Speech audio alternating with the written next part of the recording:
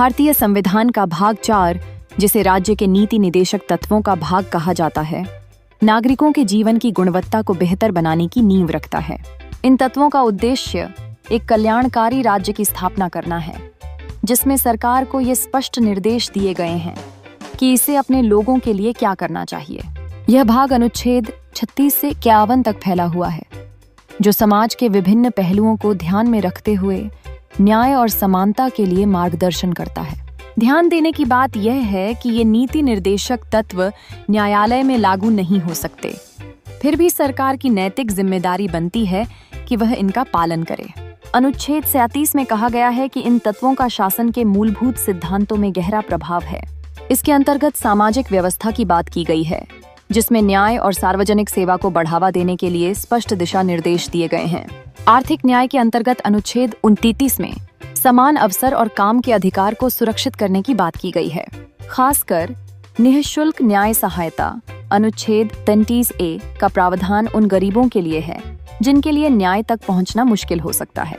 इसके अलावा पंचायतों का गठन अनुच्छेद 40 गांवों को सशक्त बनाने हेतु महत्वपूर्ण है, जिससे स्थानीय स्तर पर निर्णय लेने की प्रक्रिया को सुगम बनाया जा सके।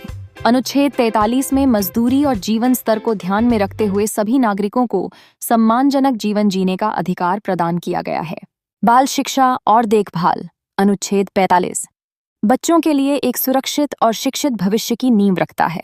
इसके साथ ही अनुसूचित जाति और जनजाति के विकास का लक्ष्य भी नीति निर्देशक तत्वों में शामिल है, जो समाज के हाशिए पर खड़े लोगों के अधिकारों की रक्षा करता है।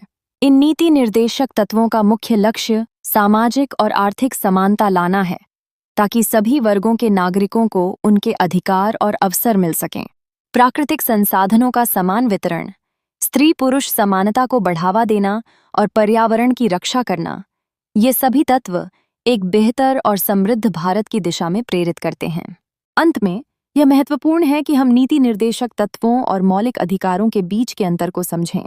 जबकि मौलिक अधिकार न्यायालय में लागू किए जा सकते हैं, नीति निर्देशक तत्व केवल सलाहकारी होते हैं। ये तत्व सरकार के लिए एक मार्गदर्शक के रूप में कार्य करते हैं, जो पहलुओं पर ध्यान केंद्रित करते हैं जो सभी नागरिकों के जीवन में कल्याण और प्रगति ला सकते हैं। अगर आपको ये अच्छा लगा तो आप लाइक, शेयर, कमेंट और सब्सक्राइब करें। धन्यवाद।